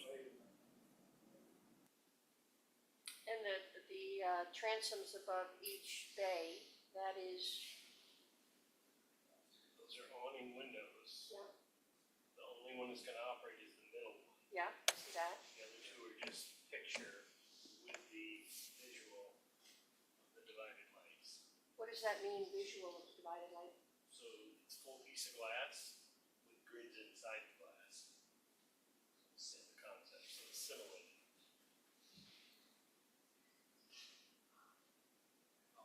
And then the bottom six are just picture windows. Are the, so those are Marvin windows? Yes. And the awnings, the fixed or the awning pieces on the top are Marvin as well? Marvin as well. So, So there's a total of 6 Marvin windows in that concept. Chris, did you talk about, did you talk about something like a simulated divided light so that the muttons that are shown in the transom are not just between the glass? Did you talk about that? Usually Are what we've they, seen, is it a simulated divided light? So is it on the exterior of the glass or is it just between the glass? It's between the glass. Okay, so that's not a simulated divided light, that's the Right. grills between the glass. right?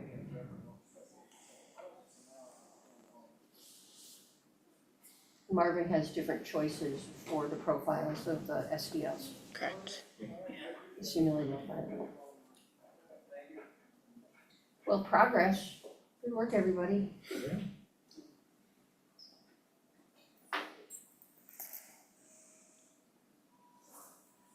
And I'll assume that, what I see for the transoms, the windows look like they're the same size, the three Yes. large ones, they look like the same size. The transoms are just drawn more casually because the muttons are not identical They and don't match each other. they don't match each other. Is that just how it's been drafted? Yeah,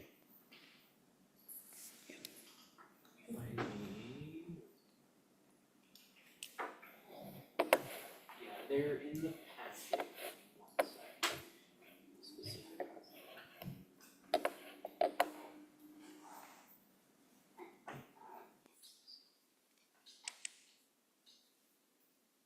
So the center one is, the operable transom is 33.5 by 20.5, and the non-operable are 33.5 by 20.5.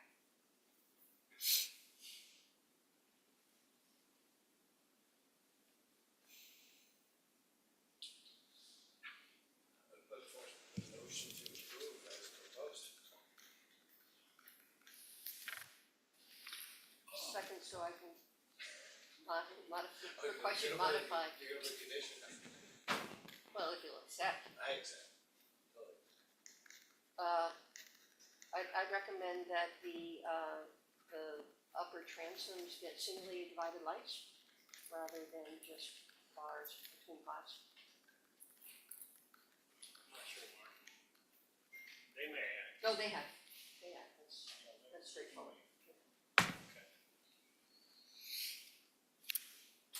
So what you're asking for are exterior grids. Is that what you're asking for? Yes, but on the not just an applied grid that kind of falls off and, you know, what happens to some of the grids, but instead Marvin has one that's actually, I guess you'd say engineered or manufactured as part So of it. it sounds like you know a little bit about Marvin Windows. I do.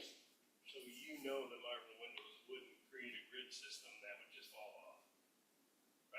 Well, there's different options that Marvin also has. Marvin's a very quality window. I can't imagine them offering a window grills that'll just fall off. So, I mean, I can do my research to see if they have them integrated as part of the window build, which is, I think, what they have. In other words, the frame, they're part of the frame of the window. They would never have an applied. Right, that's what we're asking, that it not be just a. Right, that's what I'm saying, but these are not inexpensive windows. These Right. are, and I chose them for a reason. So when you go with this as proposed, if the muttons are called SDLs, simulated divided lights, they'll be covered and they will be secure Okay, that's on what the we're. exterior, yeah. Got it. Yeah. I thought it was pretty cool. I mean, I did know design work. You did good? I like the design. It's very compatible with the street. Yeah.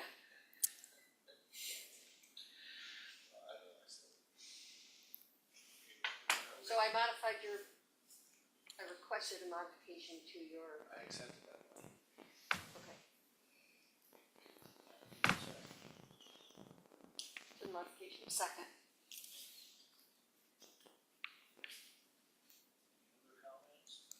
If you, please also signed up to speak on this one.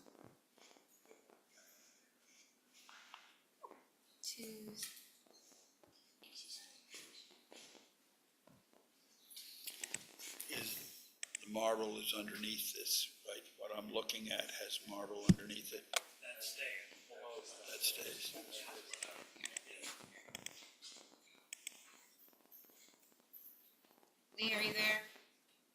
Yes, I am. You hear me? Yes. Okay. Um, I think it's a great improvement from what's there now, and I agree with it. But I'm looking at the elevation, the photograph, and the transoms are too deep. They don't the transformation of this of the picture onto the storefront is, I mean, the transoms are just too high Compared to the drawing. compared to the drawing. Yeah. So basically, the transom should be a lot less deep than on the photograph. On the drawing itself, the line drawing, it's more appropriate. So I just want you to I just want the owner, the architect, contractor to be cognizant of that. Actually the transom bar is higher that should be higher than the top of the entry door, Can you zoom in there?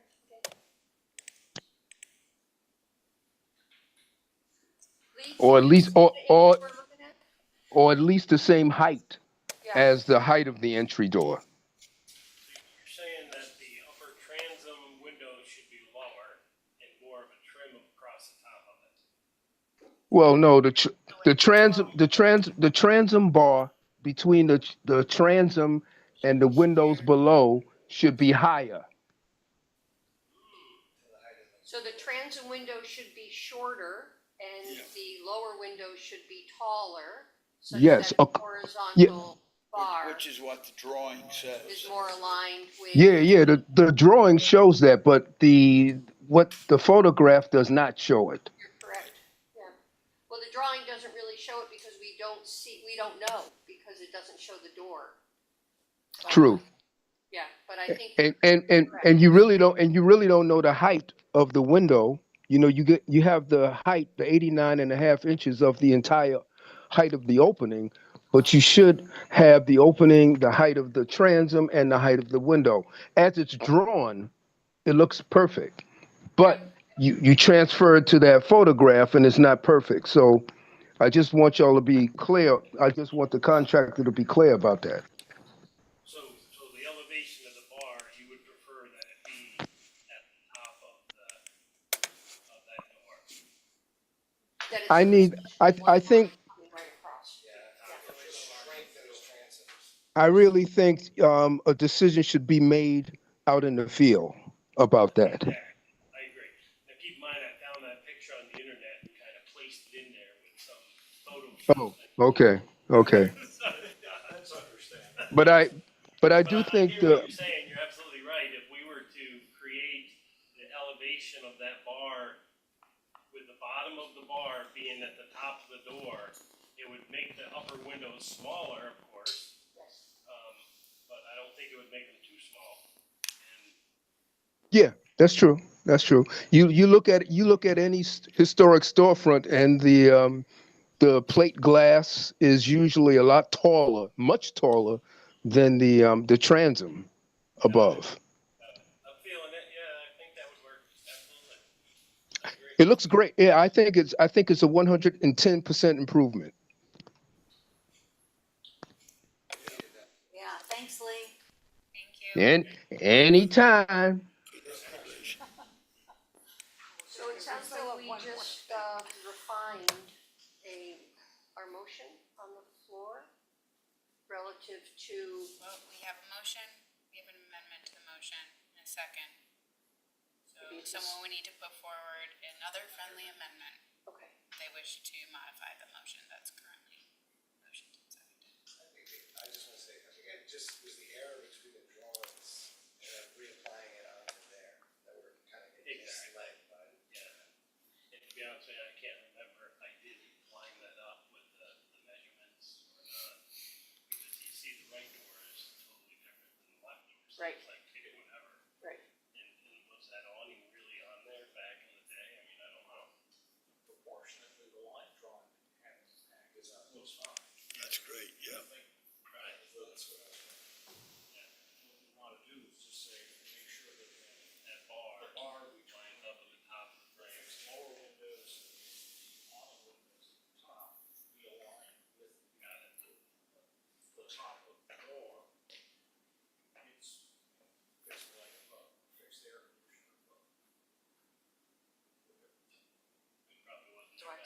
we have to second that?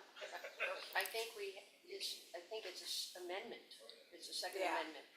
Are you allowed to do amendments? No, it would have to be from one of the two of you, because it's Chris's motion. Yeah. So it would either need to come from Jen or Marilyn. All right, you say it. That's what my granddaughter Does said. does You Chris, say it. do you accept the friendly amendment to your I motion? accept the friendly amendment. So the second amendment, the first amendment addressed the simulated divided lights on the upper transoms. And the second amendment is that the transom height will be shortened, the lower windows will be increased in height such that the horizontal member between the transoms and the lower windows aligns with the horizontal member of the adjacent door. Above the door. How do you do? Second. Good. You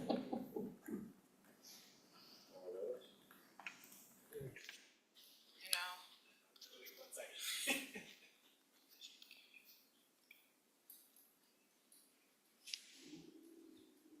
yeah, yours, I think I All have right, it. Okay, so I just seconded the amendment.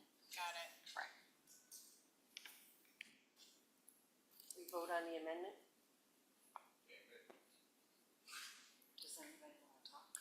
He said we're good. Okay. We are legal. As long as the motion is clear to everyone, you're good to go. And Chris is the original person that made the motion. As long as that's how you want it submitted, you're good. You're not voting on the amendment so much as you're voting on the motion as amended, I guess, if that makes more sense. Correct.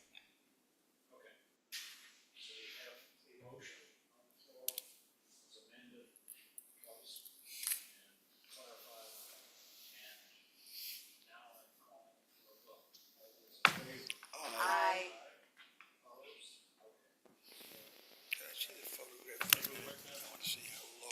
Yes, it'll work. Thank you.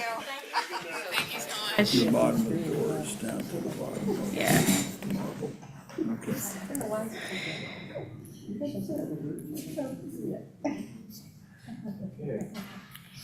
Thank you so much.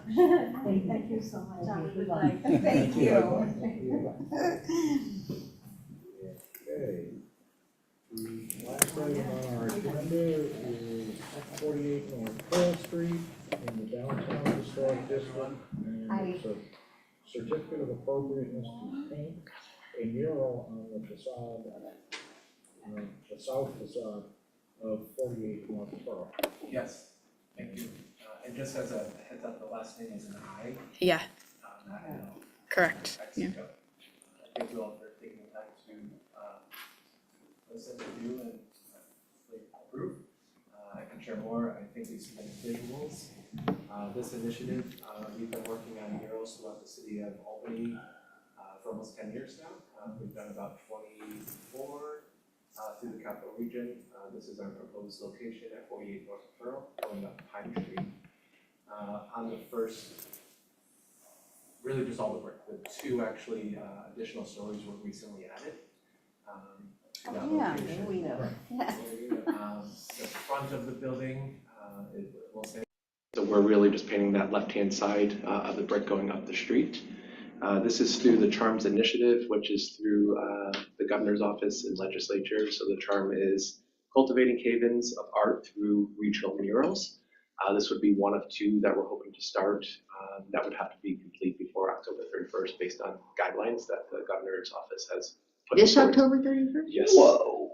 So we actually have a month of production if it all gets approved. So it is a very fast, not fast, turnaround on the project, but we have been spending the past couple months on getting the materials together, and obviously the mock-ups, renderings, things like that. So my hope is to answer any questions. We've done, like I said, many that over the past 10 years that are still in pretty good condition. As far as the integrity of the building, the visual, I think if there's a next slide, would be the mock-up that we work with artist Boogie Rezan, and actually that's a depiction of what the mural would be. This artist, dynamic duo that we worked with, actually did one on Columbia probably about 4 or 5 years ago. A piece titled Sawabona, which was also on, I think it was 39 Columbia Street. So this would be kind of a second continuation of this piece. It talks about creativity, this backpack of the individual, of creative things kind of flying through the air.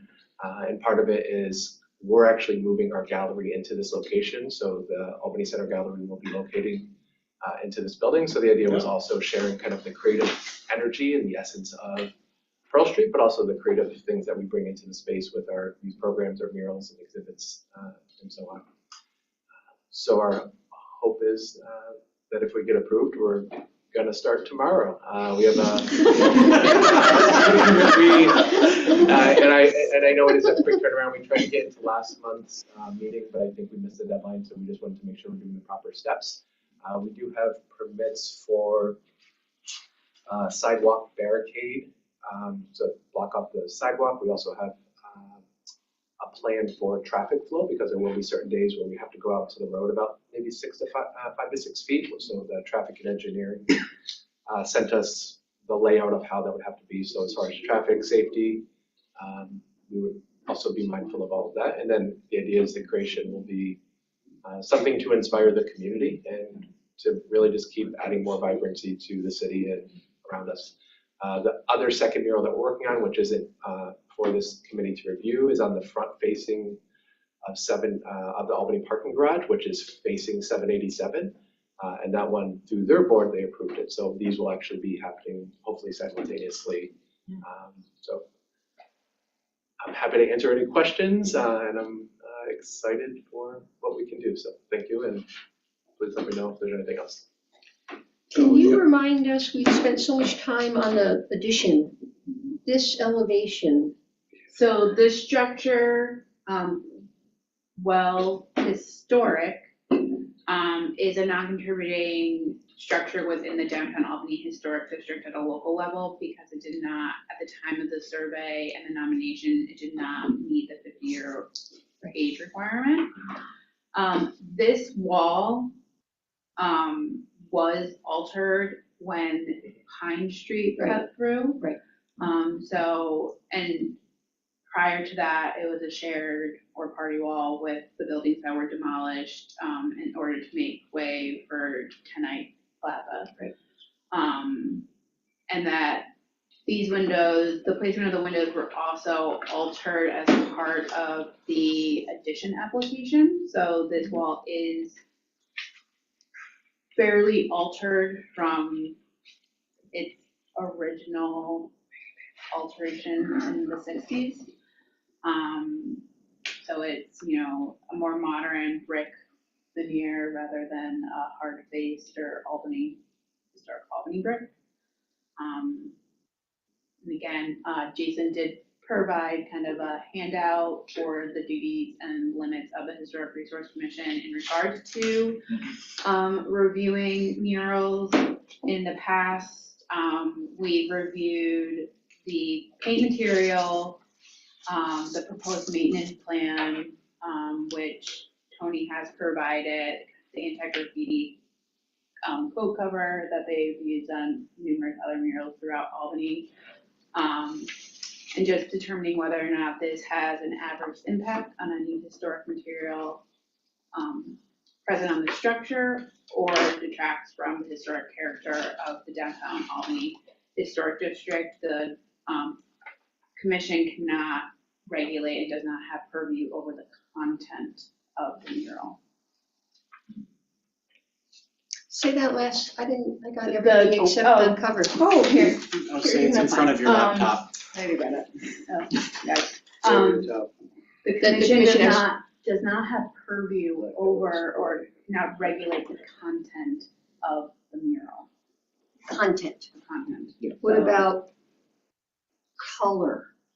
Color would be included in content. It's considered artistic expression. So yeah, it's pretty much the purview of the board on this one is, you know, like, Can we you know, paint Naturally, this is all your area of expertise, but like the types of paint that are used, I know like what vapor permeability is a term that's thrown around often when talking about paint. That would be a matter for the board to address. And then, like Aaron mentioned, any sort of rehabilitative, like in the event if and when this mural is removed, how it would be safely removed to restore it to how it was and things like that. That's what the board can be concerned with today. Thank you. Well, the paint that's being proposed does have a perm rating. It's not going to block. The only question I would have is the anti-graffiti coating, does that have any effect on the perm rating of the paint So itself? it lets it breathe as well. So Okay. nothing would trap the moisture inside of it. The only question I had is how does the mural stop as it gets to Pearl Street? So as it wraps around, there's actually the brick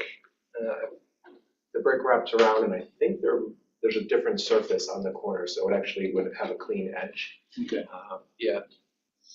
Kind of goes If you with the zoom back in, too. yeah, in the front of it, we wouldn't touch any of that. Yeah, you basically got the thickness of the brick Correct. exposed at the edge. It's about, probably about 2.5 inches Yeah. turning that corner. You would turn the corner with the If we could, that would be ideal, just that way it blends it better to the piece and not touching. You have a large flower that's kind of hanging off the edge. I know that's graphics. And just as a heads up, Ryan Jenkow, he's the building owner, he said he was listening online, so if there are any specific questions that he could even help support, he's there and hello.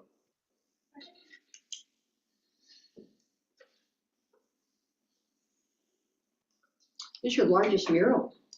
This would be, this is a Yeah. pretty large size. Yeah. In Schenectady, we did a pretty large one as well, on the WAMC, the old TV station next to the train track. Oh, That was yeah. another- Oh, that's right, yeah. It's another large one, but yeah, Wow. this one is super awesome.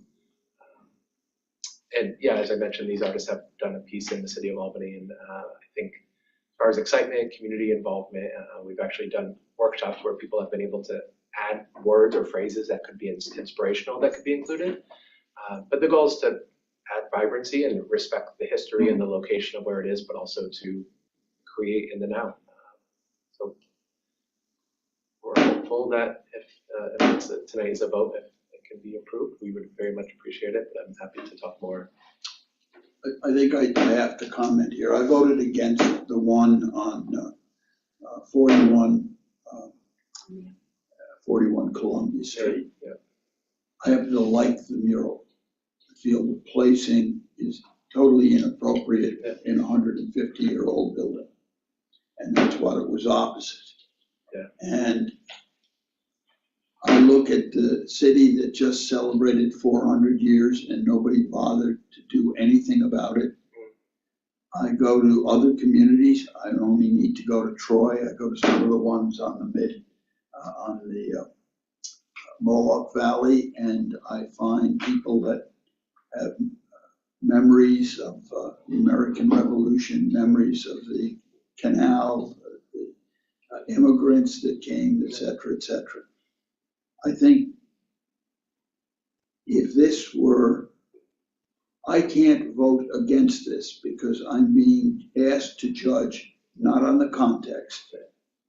And that if I do that, that's maybe to some extent inappropriate, but whether it does damage to the building, if it's inappropriate materials, if it at some point will the building be destroyed in some way and create an eyesore. But it just seems that when we have opportunities like the Quackenbush House, which is where General Burgoyne, a year from now on, 250 years ago, will stop there because he has to build up courage, and he's given some refreshment at the home of Colonel Quackenbush because the gate is 1 block down and he has to face an angry mob. When we have a blank will there, we put in bright colors and names. I think that would have been a great opportunity to say, we're Albany, we're special, this is unique. And sometimes it seems that so many opportunities that we could enhance an historic neighborhood, we act like it's a playground. And I wish at some point, I don't have to walk I mean, I love to go to Troy and find a newsboy around an alley there, for instance. Tells us something unique, and we watch the celebration of Troy for what Troy is. That's why we have the whole gay 90s celebration that's going on, and people are flocking to a lot of life. I think a lot of people will enjoy this. I think an opportunity is missed, though. Might be the American Revolution. It might be a 400-year-old city, the oldest that we have, older even than the city of New York for the whole state of New York. And I think we're missing opportunities and missing the proper location and turning our back on opportunities that could really enhance tourism and pride in the city of Albany. And I just had to say it, and I know the good work you're doing. I know the quality that you're doing as well. Appreciate it. But I think it's a time to see Albany celebrate Albany in itself instead of something that could be any city or any place in any nation. And I appreciate that. And we actually, the one we're doing on the front facing 787 is going to be the Henry Hudson, with nods to the Capitol and the architecture and the craftsmanship and the labor that went into creating that that whole interior space. So we try to balance kind of the historic, but also kind of the contemporary. So I am very mindful and want to make sure that we do right by the city and the people that have been here, but also knowing that there could be space for all of those things. Yes.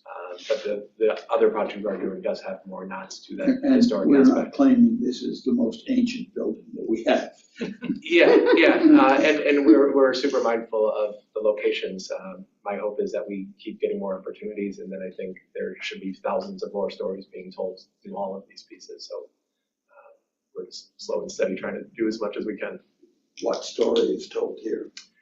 Creativity, youthfulness, excitement, energy, liveliness, a story reflecting the artists that we're working with, a chance for them to create and express, and hopefully connecting with someone. And each mural that we do, it's not going to be everybody's favorite, but we also know that it's different stories and different perspectives that we really want to bring together. So we want to do a lot more tapping into the history, and then also finding the locations and then the funding. So it's kind of a mixture of all of those.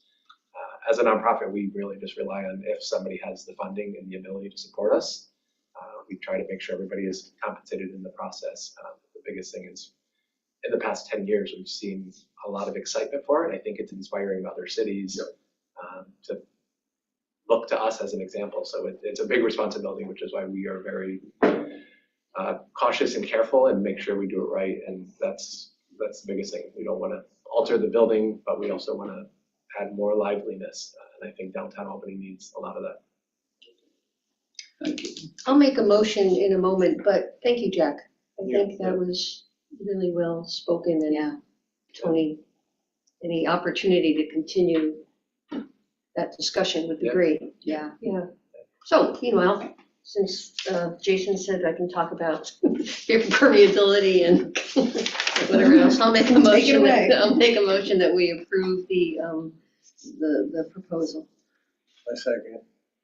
We have a motion and a second. We also have A comment? 2 people signed up. Oh, Yes. oh, okay, sorry.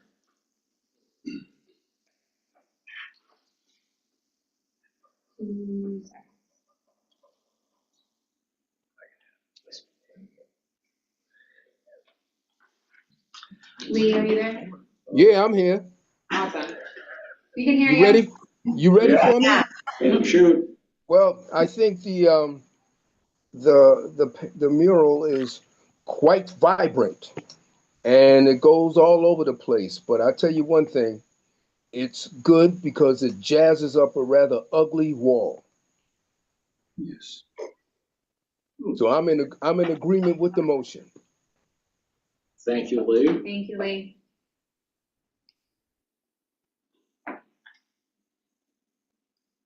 And then Kara.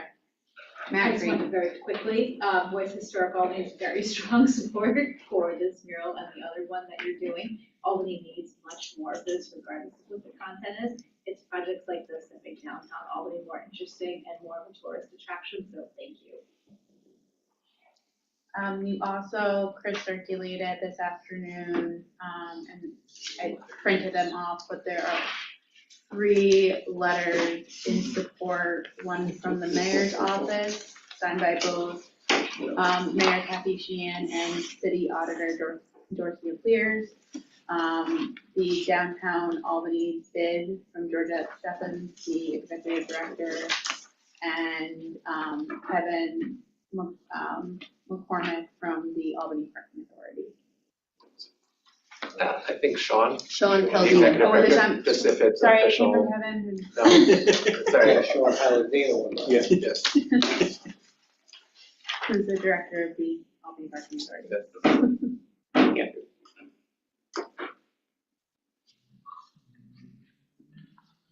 All those in favor? All right, we have a motion. We've heard from the public. All those in favor of the motion? Aye. Opposed? Okay, it's carried. Paint quickly. Thank you very much, I appreciate it. The weather's not looking great last week. We are gonna do our best. Let's Thank you all. shake that thing Thank you. and dance away. Look at the rain dance. If that rain dance. Okay.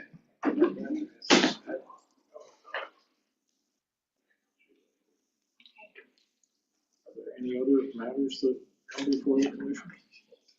2 quick questions. Okay. I'm sorry, I cut you off. You have something. I do not. Are they? Quick. Okay. The tutors Yes. and the warehouse district, can you give us a status on both of those? Yes. So, did I give you an update on the previous common council meeting? I forget.